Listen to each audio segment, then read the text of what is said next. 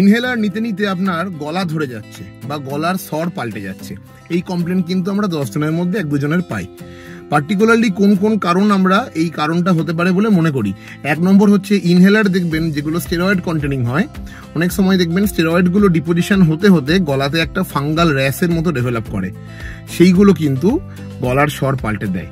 2 নম্বর হচ্ছে অনেক সময় দেখবেন যেটা হয় ইনহেলার কন্টিনিউ করার পর আপনাদের ফ্রিয়ন ইফেক্টের জন্য গলার স্বর পাল্টে যায়। এই পার্টিকুলার দুটো রিজনের জন্য আমরা ইনহেলার কন্টিনিউ করার পর গলার স্বর পাল্টে যাওয়ার কমপ্লিকেশনগুলো পাই।